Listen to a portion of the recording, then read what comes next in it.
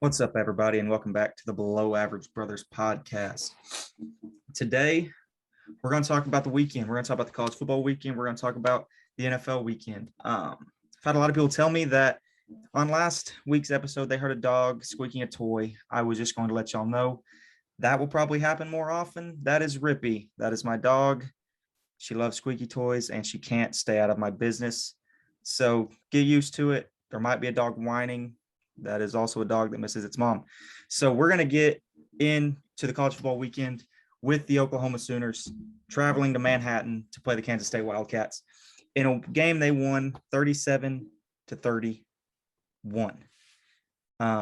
Biggest part of this game was Spencer Rattler looked good stat line wise, 20 of 23, 255 yards, something like that, one touchdown, one interception. But when I watched the game, and I think a lot of people are saying this as well, that Oklahoma's offensive line just isn't what an Oklahoma offensive line is used to. And that, a lot of people are looking at Spencer Rattler, and I'm one of those people that I don't think he's as good as the last couple we've had.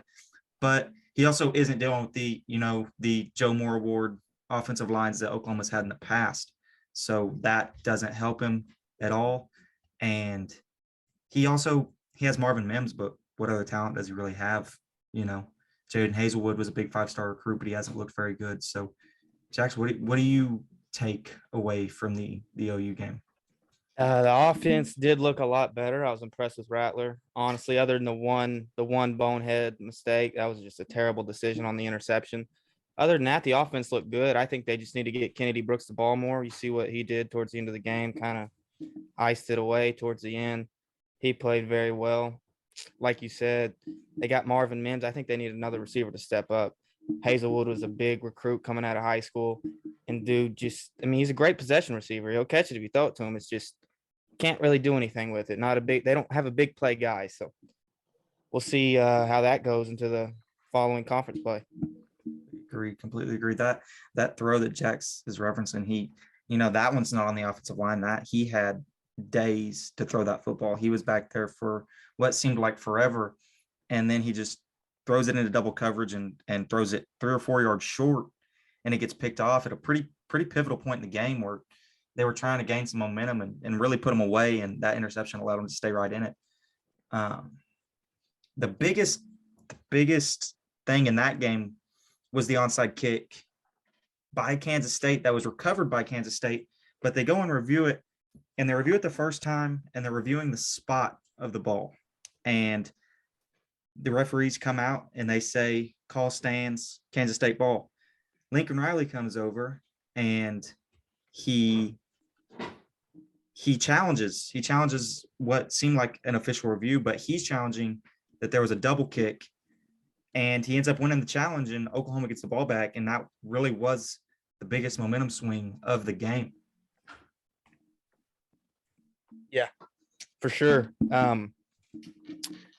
K-State, after recovering that before the review and everything, they had all the momentum, man. They could have went down and scored, I think, to tie it up, right? Was that? I believe so. To tie it up, Yeah. I believe, yeah. Or at least make it a one-score game at 3 points. It was close. But, yeah, man, that was a big momentum swinger. But I think OU kind of put it together this week. Offense looked a lot better for sure. Yeah, I think going back to like the Spencer Rattler thing, I mean, it seems like he just consistently makes those boneheaded plays. Like you just got to be used to it as an OU fan. Like it's got to be frustrating.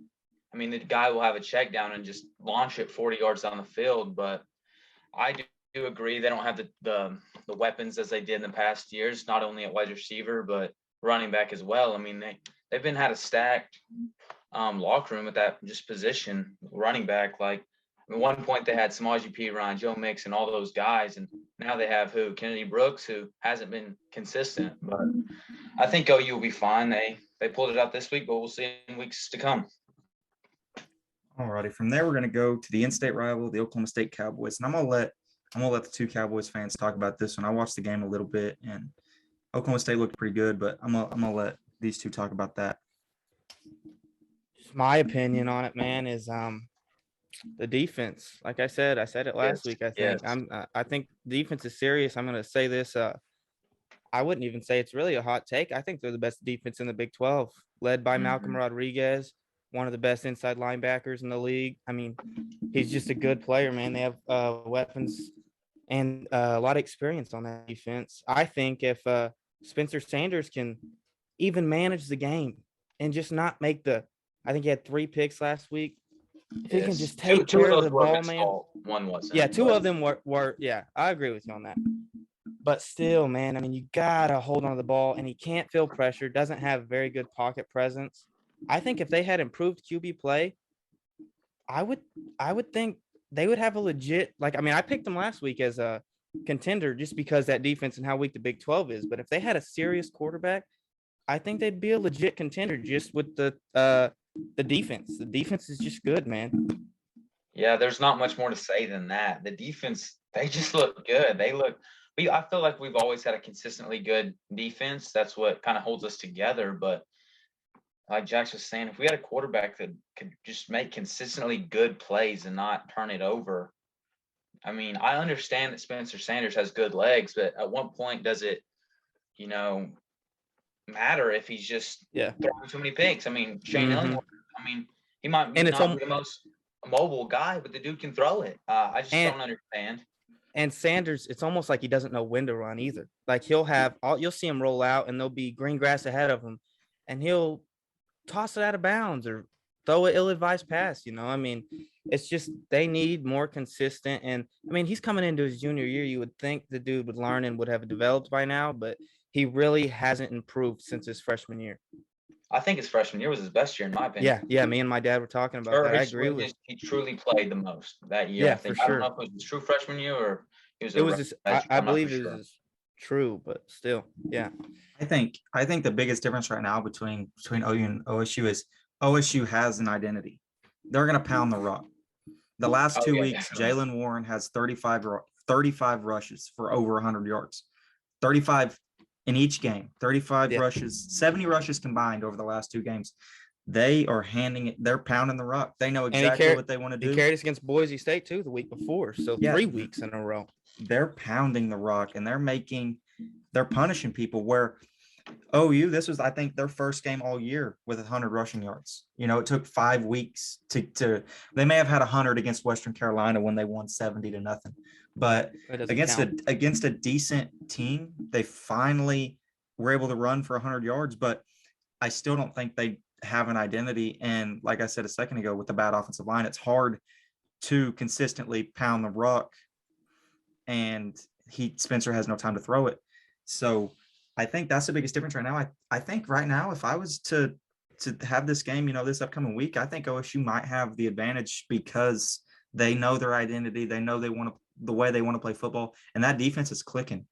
That defense, Baylor's offense Sure. isn't terrible, and they made them look pretty bad. They kind of shut them down and made Baylor play the way that OSU plays football: slow, run the They slowed ball, it down. time of possession kind of football. Yeah, and it's weird seeing that, watching OSU growing up. I'm used to them putting up 50, 60 a game, letting up 50, 60 a game. Yeah. And they're slowing it way down, pounding the rock, man. It's a completely different look. And it's fun to see in the Big 12 them be able to actually slow people down because Yeah. nobody's been able to do it for so long. There for a while, West Virginia had a really good defense and Baylor kind of had some good defenses, but it's been a while for anybody to ever slow anybody down, let alone stop people, but slow somebody down. So we're going to go from there into the game we played last week. We played a little contender or pretender with a few teams. So we just talked about our first one, Oklahoma State. They win over Baylor 24-14. We won't really get much into that. Can't really just say if they're a contender or a pretender. Is a win over Baylor. Good win, ranked team, but can't really make a decision on that. The next game really shocked me, and I'm sure it shocked Ross too, because he thought Maryland would have played Yeah. Iowa much better. But Yeah, Iowa definitely. goes and beats Maryland 51-14. I'm still not sure if contender or pretender, but man, does that look good because Maryland was playing pretty well. Yeah, I mean that was that was really shocking for me. I thought Maryland would have came out a lot stronger than that. But I mean, when your starting quarterback Talia Tagovailoa throws 5 interceptions, what do you expect? I mean, Maryland just absolutely dominated the game. There's not much more to say than that. Spencer Petras, 21 for 30, 3 touchdowns. They just look good. But I'm a little disappointed in Maryland's attack on them. I thought they would have done a lot better, but we'll see in future Big Ten play. Yeah, it's never Yeah, good when I look at the stat line and I see that Talia Tagovailoa has 1 completion and 4 interceptions. Yeah, my look on Iowa's changed completely after that. I mean, I felt like that was a pretty solid performance, and I don't think people realize. I think Baby Tua was inside the top 10 in Heisman odds coming into this game. The dude had a fairly good year, and Iowa's defense gave him fits. Man, he really struggled. And Yeah, I think that may change my Big Ten pick. I mean, that was a very convincing win over a fairly good Iowa team or Maryland team. they dominated in every, offense, defense, special teams, all 3 phases of the game. They made Maryland look like what Maryland normally is, a bad football team.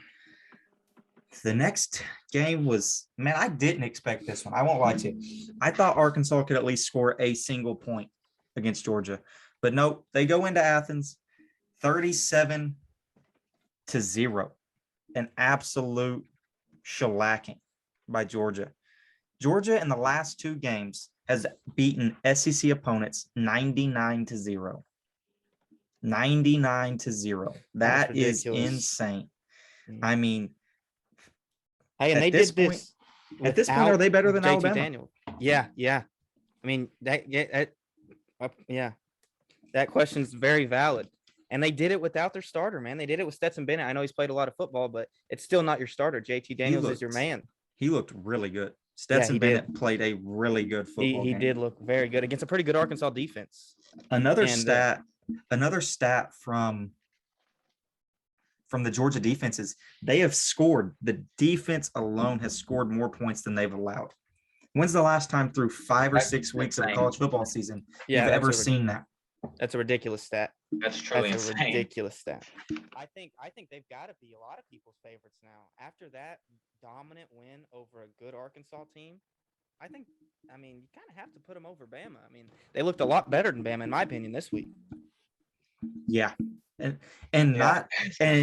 I agree. Georgia, man, They're just defense. dominant. It's insane. It truly is. Yeah, I don't know. It really has my head spinning. I don't know who to pick. I mean, Alabama, Georgia.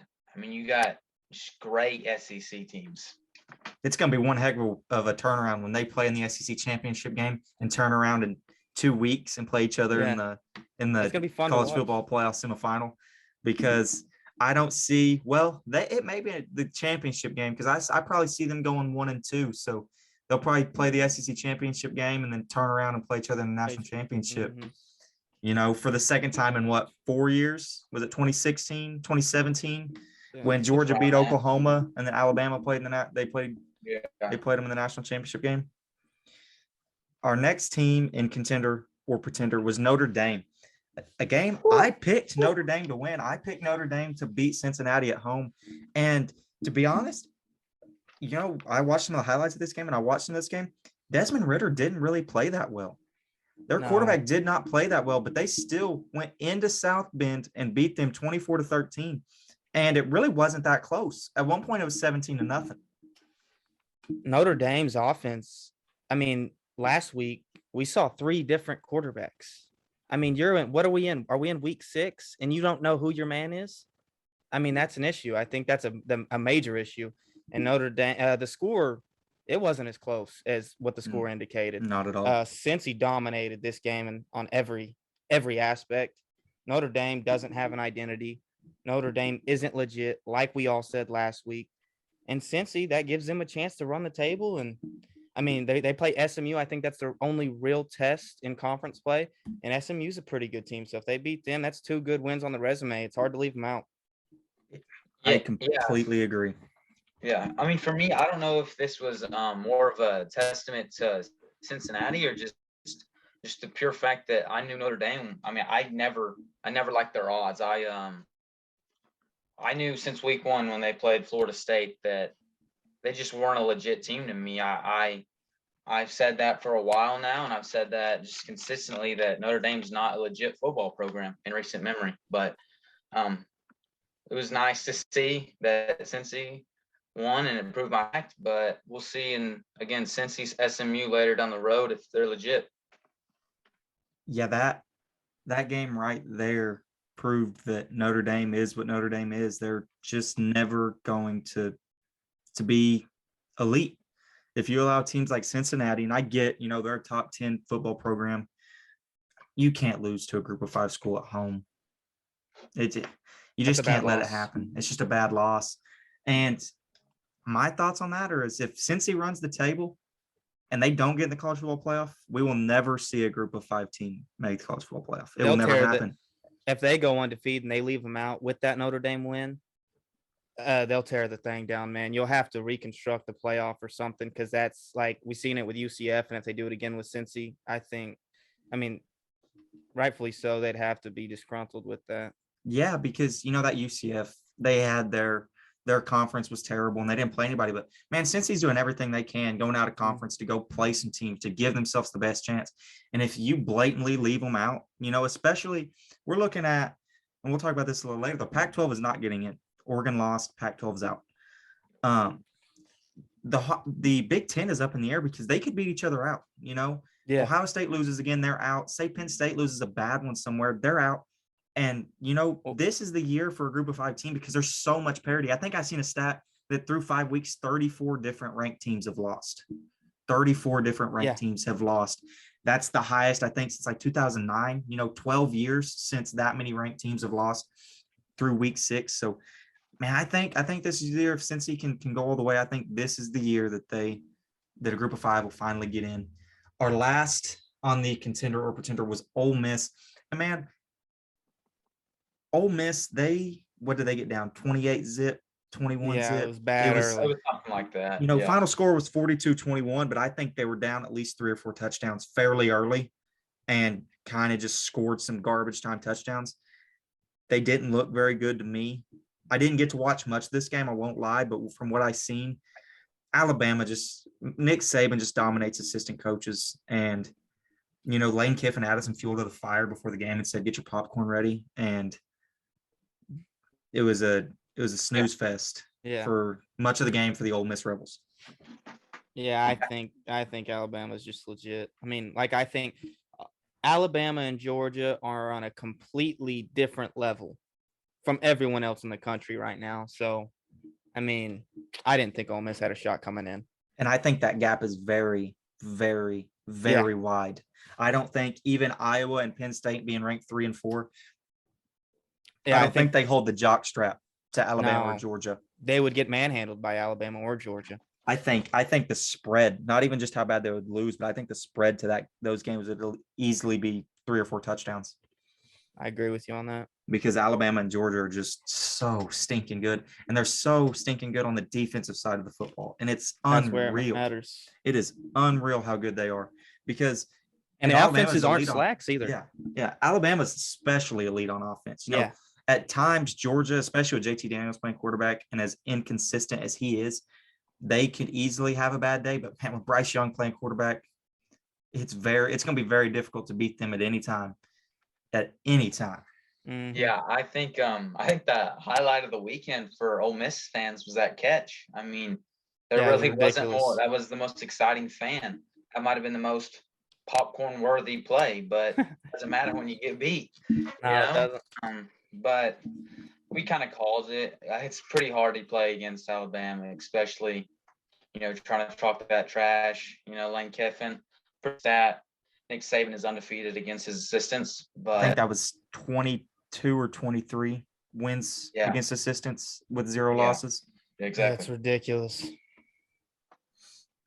As I said a second ago, we kind of talked a little bit about Oregon, but man, Oregon losing, that throws a wrench in everything college football playoff wise, because I believe if Oregon runs the table, especially with the win at Ohio State, that they're a shoo-in for the playoff. But them losing has opened the door for a possible 2-loss Ohio State, or even just Ohio State with the loss to Oregon getting in.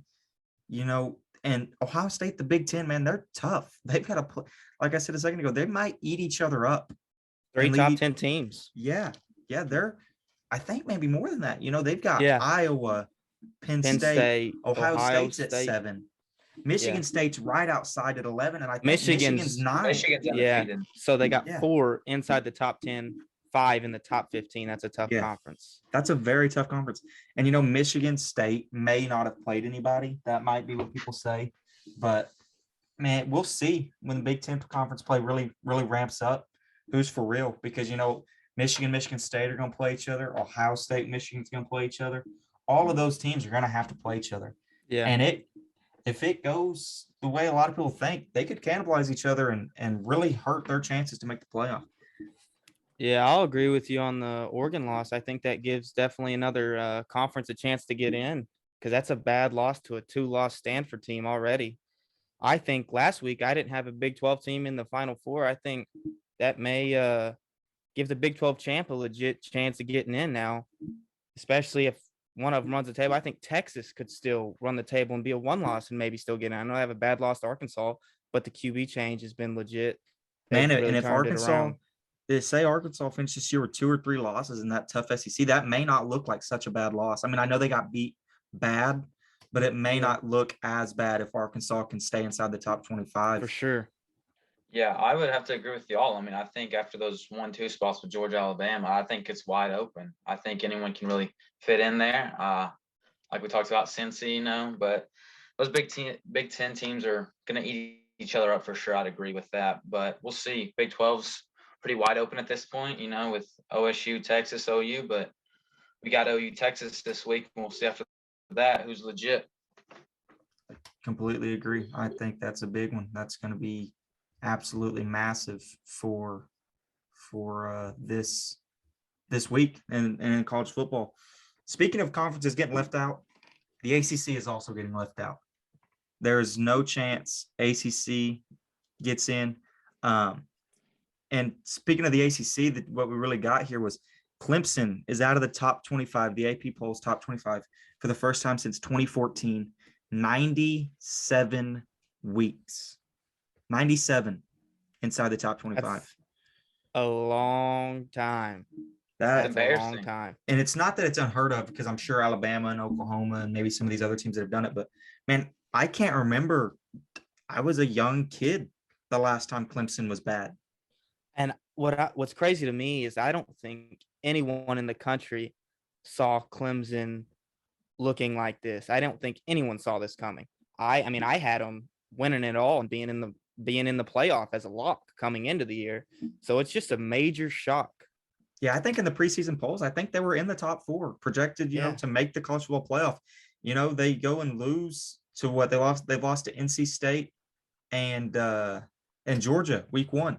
So 2-loss. That's not going to be the 2-loss team that gets in, because the ACC is so weak. If any 2-loss team gets in, it's going to be from the SEC or the Big Ten. Clemson's out. The ACC's out. Yeah, And I think that that's a lock, I think. the only chance the ACC has right now, and it's not even a legit chance, is Wake Forest. I think they're still undefeated, but it's Wake Forest. But I mean, I agree with you. I think the ACC gets left out. I think at this point with Wake Forest, I think the college football playoff would look at that as a group of 5 team.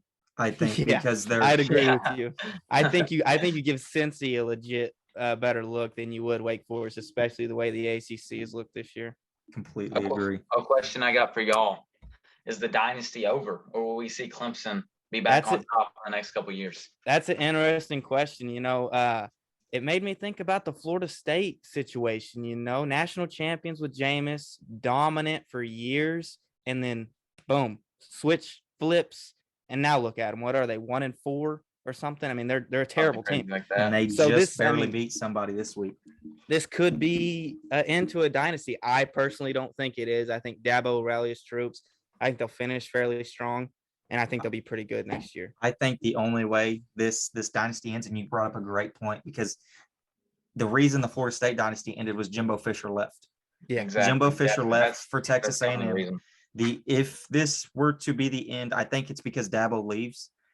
I don't see Dabo leaving, but if he does, this could very, very well be the end of the Clemson dynasty, because You don't see a whole lot of teams go, just switch out coaches and boom, boom, they're firing on all cylinders. Man, the only one I've really seen in the time being is Oklahoma, but they hired their offensive coordinator. They stayed within this system. He was basically being groomed to be the head coach. Bob Stoops knew he was going to leave.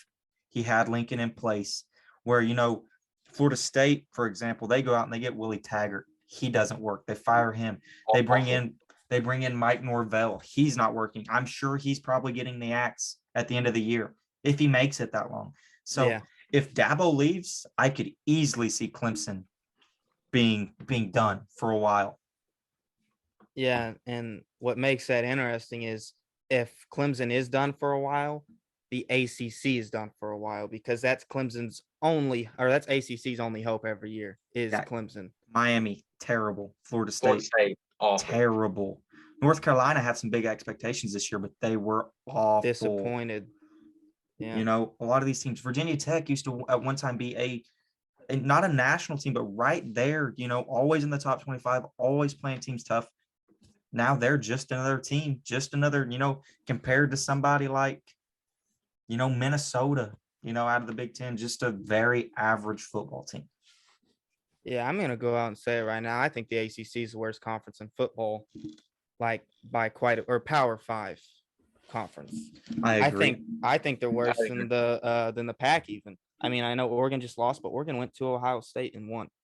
Yeah, And the that's a big Pac-12. win. The thing is about the Pac-12, they don't have any elite teams, but they've got a lot of teams that win 8, 9, 10 games. They've got the Utahs, the USCs, UCLA even this year has looked pretty good, at decent time. Oregon, Stanford is always normally a pretty good team. The ACC, man, they've got teams that go 5-7 or 6-6. Half of their conference goes around 500. Yeah, if you look at the end of last year, I'm sure you had Clemson, who was, I think, were they undefeated or one loss maybe? One loss And to then Notre Dame. Down the list, it's gonna be 7-3. But just bad records. I mean, Yeah. no one else is really competing with Clemson, and now that Clemson's down, like I said, I think the ACC's they're not even relevant anymore. Completely agree. And with that point, we're going to go ahead and go on to the NFL.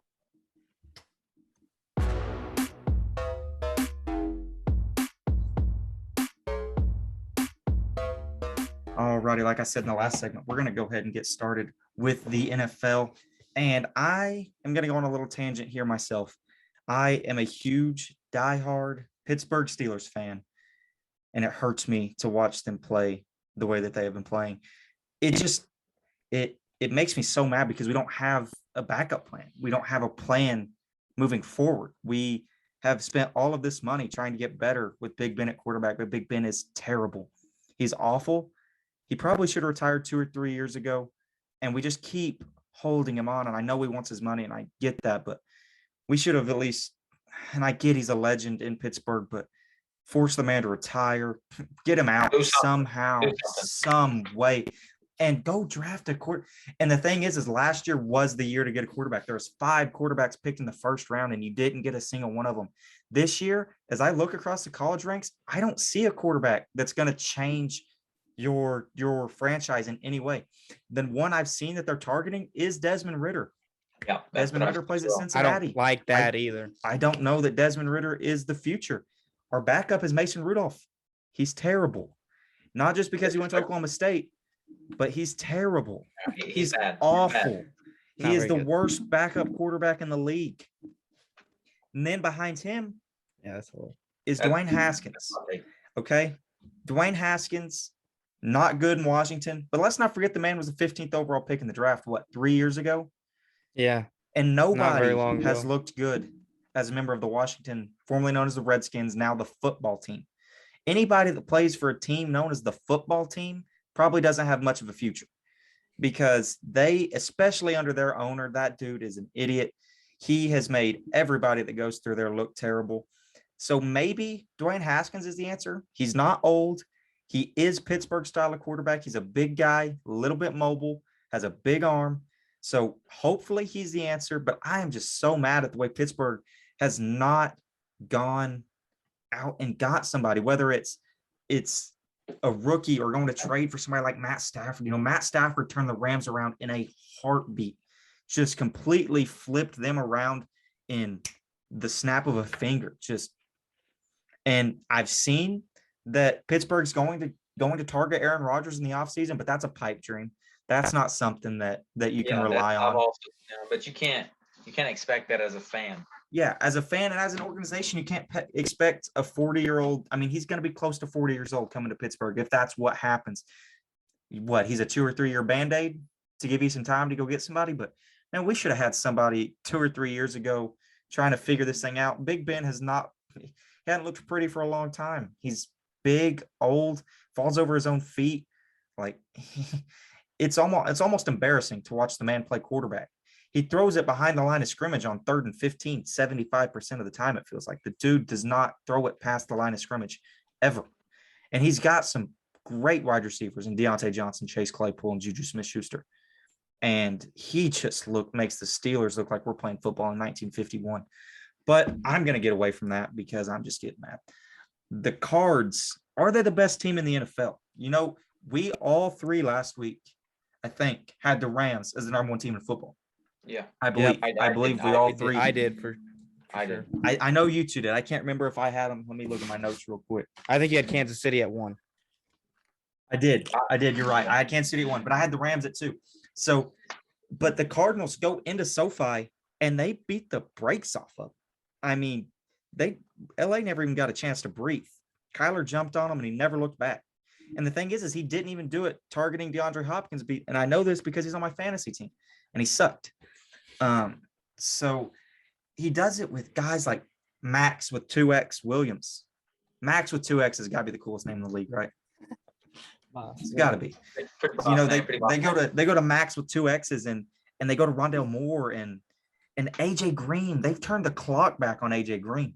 Good Lord. I remember in Cincinnati, he looked like he was just put a fork in him. He was done. I think Cincinnati does that to anyone, though, to be honest. In the past year. Cincinnati's been on. I can see that. I agree.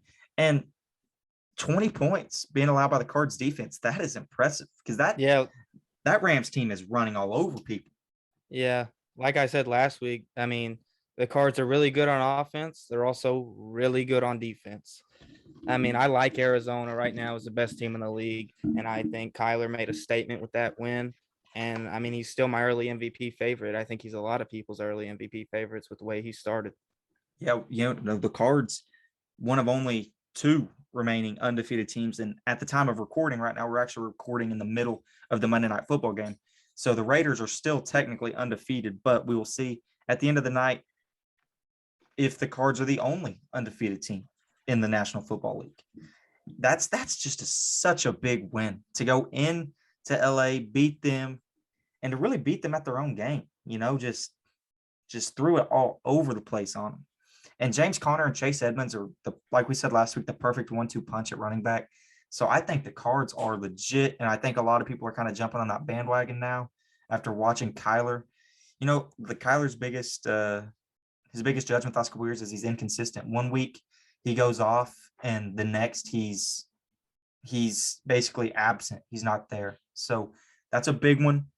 Speaking of big things, we're going to go to the biggest storyline of the weekend, and that was Tom Brady returning to New England for the first time as a Tampa Bay Buccaneer. Man, I was watching this game last night, and anytime something like this happens, they make it a big story and they do features all on the TV broadcast, and everything you look at is the return and all this and that. And one of the things was that they showed all the records he had in New England, and it was he owned every single record New England could have, and it showed all the National Football League records he had broke as a member of New England. And last night in New England, it's just so fitting. As a member of the Bucs, he breaks the all-time passing yards record with Drew Brees in attendance on the NBC coverage staff. It was just basically like you couldn't write it in a better script. He goes home, he beats New England, he breaks the all-time passing record, and in the back of a lot of people's minds, he proves he's better than Belichick. Yeah, I mean, I know last night was about Tom Brady, and he showed up and they won, but I liked Mac Jones, man. He gave him a chance to win late in the game. I think he really impressed me. He managed the game well. But I mean, the GOAT pulled it out in Foxborough. So I mean, that's what happened at the end of the day. I could not imagine what was going through Tom's head during that. I mean, that's got to be emotional. It's got to be just, it's emotional. I mean, it's insane to think, you play 20 years of your career there and you're going back and then first drive out, you're getting booed by the fans that adored you and loved you for so long. And you brought 6 championships to that town, but it's a part of the game and it's awesome. But I'm sure it was insane for him. That's football. I think anywhere you go, and they're going to cheer you as soon as you come out onto the field. But then the moment the game starts, they're going to boo you. They're going to make you feel what they've made opposing quarterbacks feel for a long time. It was so cool to see him. I'm not a huge Tom Brady fan, but I gain more and more respect for him every single day. Just what he's doing at 44 years old. I think he's thrown 151 touchdown passes since turning 40, that's ridiculous. Yeah, absolutely insane. That's an NFL career. Yeah. Yeah, I think he's had 4 Hall of Fame careers in his one career. Yeah, I think you could argue that. Next topic is who the Bucks played last year in that Super Bowl. The Chiefs. Last week, man, we talked about how the Chiefs are kind of, losing games, not clicking on all cylinders.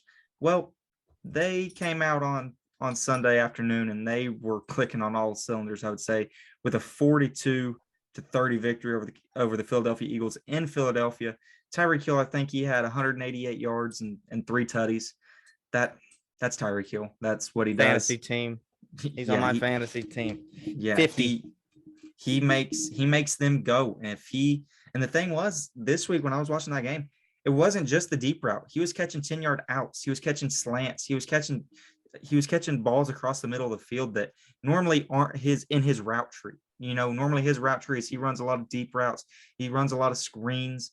But this week, man, they had him all over the field catching balls everywhere. And if they start doing that with him and Kelsey, that's gonna be insane. And I think this week, I think Josh Gordon actually gets to play this upcoming weekend. So it'll be absolutely filthy, that team. I still had them at number 1 in my power rankings because of what we've seen this weekend. Yeah, I mean, Kansas City, they're dominant. Pat Mahomes on 5 TDs, like you said, Tyree going off. I don't see anyone stopping him at this point, but it's sad for Jalen Hurts and that Eagles team. I mean, the dude led the team in rushing with 47 yards. How do you expect them to win?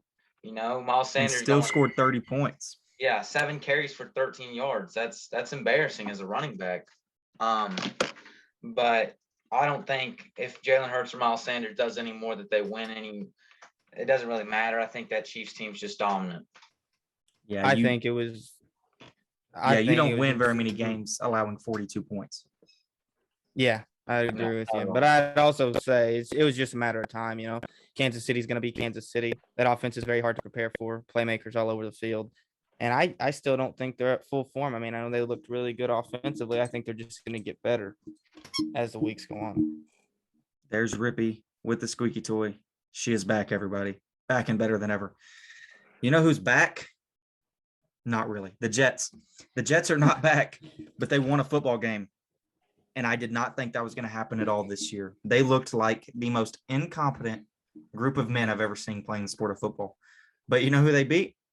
The Tennessee Titans, who a lot of people think is one of the best teams in the league. I know. Julio was out. AJ was out. That's a lot to try to overcome with basically no targets to throw to for Ryan Tannehill. And Ryan Tannehill, without good targets, is a pretty bad quarterback, which most people are going to be. You're not going to be as good without your main targets. Derrick Henry is a whole lot easier to prepare for when you know they can't throw it. And if the Jets can beat you, I think anybody can. Yeah, I'd agree with you on that. I mean, I think Julio and AJ out has a lot to do with it. I think it wouldn't have been close if they play, But still, I mean, it's a Jets win, something we didn't get to see at all last year, other than week 1. I think they won the opener and then lost the rest of them or something. Yeah, they're bad. Yeah, the Jets are just bad. I don't know what to say much more than that. It's embarrassing as watching that. I mean, the Titans, they should have won that game, but hey, credit to the Jets. They pulled one through. The most shocking thing of the weekend was both New York teams hadn't won a game coming into the weekend, and they both win in overtime. And God, I don't know what to do about the Saints team. I don't know if they're good. I don't know if they're bad. I don't know. 100% do not know whether the Saints are going to be playing in the NFC Championship game or if the Saints are going to go 6-11 now. They're the most inconsistent team I've seen through this far in the season. And the Giants they go in there. Saquon finally showed up. Saquon, I think he scored. I know for sure he scored the go-ahead in overtime, and I think he had another touchdown. And I don't think he had scored a touchdown all year. So he finally showed up and won a big one. That's a big win to beat the Saints. And the Saints were at full health, unlike the Titans. The Giants actually got a good win over a quality football team. We think they're a quality football team, but we don't know. We don't know. We don't know anything about this sport. That's what's crazy about it is, the best team in the league can go down at any given time to the Jets. Yeah, I'd agree with you. I mean, I have no idea on the Saints. They looked really, really good in week 1 against Green Bay, and then a loss Pitiful in week 2. Pitiful in week 2, yeah. Then a loss to the G-Men, which isn't a very, very good loss at all. I like Jameis a lot, and I think they have talent. I think Michael Thomas comes back later in the year. Maybe Jameis finds him as his consistent target. Maybe they'll prevail and look good. But I mean, credit to the G-Men. That's a big win. That's a very big win. That's I mean, that's just the thing about the NFL. It's a lot different than college. I mean, you got to come every week prepared to play. They're legit. There's no off weeks in the NFL. I mean, like Urban Meyer said, you play Alabama every single week. It's not, you're not playing the Purdue's and the Kansas's. You're playing the Alabamas every single week. But credit to the G-Men for getting the dub. As another thing we talked about last week was the undefeateds and who we thought were going to go down, who we thought was legit. Well, 2 of the 3 that we thought were just didn't really know yet. The Panthers and the Broncos, well, they both went down and they didn't lose to bad teams. The Panthers, lose 36-28 to the Cowboys, who have proven to be what seems to be a really good football team. The Broncos lose to the Baltimore Ravens, who I also think are probably a really good football team especially if they can get healthy. Man, those are 2 good teams. Obviously, the other undefeated team to go down was the Rams. But as we've had that conversation, the Cardinals are really good. The Rams are really good. They were going to have to play each other. They're going to play each other again. So we'll see how that goes. But the Panthers, I think I think they kind of proved something. They look good. They hung in with Dallas, and their defense, the defense has been the thing keeping them in games, winning them games, but that defense kind of got shredded. But I think Sam Darnold under Joe Brady and Matt Rule is going to continue to progress, and they're going to be a pretty good football team. I wouldn't say, the upper echelon of undefeated teams, but I could easily see them winning 9 or 10 games, easily see them winning 9 or 10 games, especially in that terrible division. Yeah, I like the Panthers a lot. Joe Brady, a former, I think it was LSU, right, with Joe Burrow. Yes, Yeah. Yes, he was. I like that a lot, man. I think Joe Brady could actually turn Sam Darnold's career into, turn it around. Didn't have a great start in New York. I think Carolina's a fresh start he needed. And I think they proved something this week against a pretty good Dallas team, a really good Dallas team, in my opinion. Like you said, the defense was supposed to be legit. They kind of got shredded. It's a very hard offense to contain with all those weapons. But the offense looked good, and Sam Darnold looked pretty good. Yeah, not much more to say than that. Dallas's defense and offense look good, like a dominant football team. But I think you're right with Sam Darnold's career. I think he was he was seeing ghosts in New York. The dude he was in a 2 funk. words. Get out of it. Adam Gase. That's all you got to say. Exactly. That's all you got to say. Worst coach in NFL history, but I think Sam Darnold will have a decent year, and we'll see what the future holds for him. But yeah, I think Dallas. I think the game or the thing to look forward to, or like from that game, is definitely Dallas just looking dominant. Yeah, Dallas's defense. Trayvon Diggs. 6 5 pick, interceptions yeah. through Isn't 5 interception- games. Yeah, interception every game. Yeah, it's ridiculous. I think that was the big question mark coming into this year was Dallas's defense. And I mean, they've let up points, but they forced turnovers. I mean, and Forced a they've ton gotten of off the field. turnovers. They've gotten off the field when it matters. And that's all you got to do. If you got, I mean, the offensive weapons on the other side of the field, you just got to keep them on the field. Get off the field on Exactly. 3rd and longs, force the occasional turnover. And if they can do that, I think they're going to be a legit contender this year. Completely agree.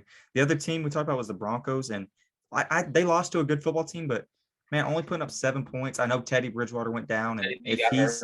if he's down for a long time, the Broncos will be bad because Drew Lock is not a very good quarterback, and they play in a really, really tough division. They're going to play the Raiders, the Chiefs, and the Chargers, and with Drew Lock, that ain't going to get it done, and they're going to be pretty bad if Teddy B don't come back. Yeah, I'd agree with you on that one. I'd Definitely. agree. All right, guys. I think that's it for us. We're gonna go ahead and push out our Twitter at Below Av Brothers, BELOWAV Brothers. Follow us on TikTok at Below Average Brothers and on our YouTube page Below Average Brothers.